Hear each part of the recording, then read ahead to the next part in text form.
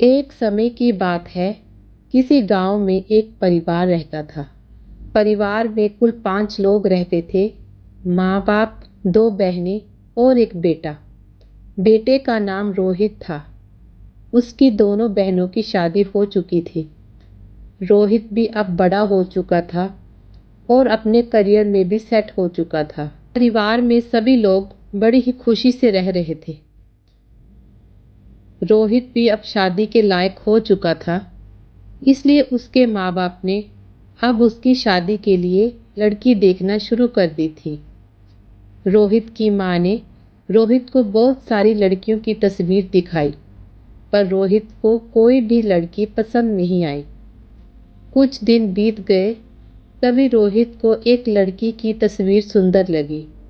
उसने अपनी माँ से कहा, माँ, मैं इसी लड़की से शादी करूँगा। लड़की बहुत ही सुंदर थी और बहुत अच्छे परिवार से भी थी। तब रोहित की माँ भी बहुत खुश हुई। आखिरकार कोई लड़की पसंद तो आई। रोहित की माँ ने बोला, ठीक है बेटा, मैं कल ही जाकर इनके परिवार से मिलती हूँ और शादी की बात पक्की करती हूँ। और कुछ दिन बाद रोहित की शादी का दिन आ गया। सारा परिवार बहुत खुश था। तभी रोहित अपने कमरे में बैठकर मन ही मन सोच रहा था कि शादी के बाद अपनी दुल्हन को घुमाने ले जाऊंगा और उसको अपने सभी दोस्तों से मिलवाऊंगा। आखिरकार मेरी दुल्हन है ही इतनी सुंदर। और शाम होते होते बारात की तैयारियां भी शुरू हो गई। सब बड़ी ही धूमधाम से बारात लेकर पहुंचे और दोनों की शादी हो गई। उस समय लड़की को डोली में ससुराल लाया जाता था। 4 कहार डोली को उठाकर और दुल्हन को ससुराल ले जाते, क्योंकि उसका ससुराल बहुत ही दूर था। दुल्हन को ले जाते जाते वह बहुत ही थक गए थे और रास्ते में थोड़ा आराम करने के लिए उन्होंने डोली को एक आम के पेड़ के नीचे रखा और थोड़ा विश्राम करने लगे। उन लोगों ने पानी पिया और दुल्हन को भी पूछा, बेटी, तुम भी थोड़ा पानी पी लो। लेकिन दुल्हन की तरफ से कोई भी आवाज नहीं आई। और तभी वो कहार पेड़ के नीचे थकान से सो गए। उसी आम के पेड़ के ऊपर एक चुड़ैल रहती थी। उसने उस दुल्हन को मार दिया और दुल्हन के शरीर में प्रवेश कर गई। और थोड़ी देर बाद वह अपने ससुराल पहुंच गई। सारे लोग 4 होने के बाद जब देर रात रोहित अपने कमरे में अपनी दुल्हन से बातें करने के लिए उसके पास गया, क्योंकि दुल्हन का चेहरा घूंघट से ढका हुआ था।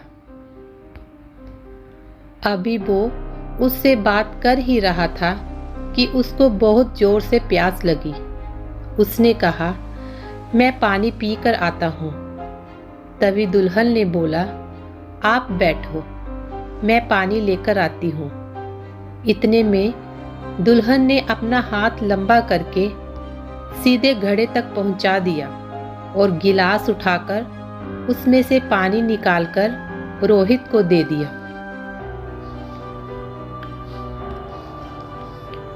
ये सब देखकर रोहित बहुत ही डर गया और डर के मारे बेहोश होकर नीचे गिर गया।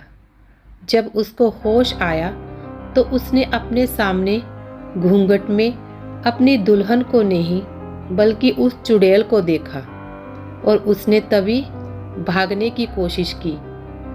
तभी चुड़ैल रोहित से बोलती है, आप भागो मत, मैं आपको नहीं मारूंगी और अब मैं आपके साथ ही रहूंगी। अगर आपने किसी को भी बताया तो मैं आपके पूरे परिवार को खत्म कर दूंगी, क्योंकि अब आपने मेरा चेहरा देख लिया है और अब से मैं आपकी दुल्हन बनके ही रहूंगी और अब से यही मेरा ससुराल है, इसलिए यह गांव अब मेरी निगरानी में रहेगा। तभी से अब वह चुड़ैल अपने ससुराल की और पूरे गांव की रक्षा करती है और रोहित ना चाहते हुए भी उसके साथ रहने के लिए मजबूर हो गया और उसने उस चुड़ैल को ही अपना जीवन साथी मान लिया।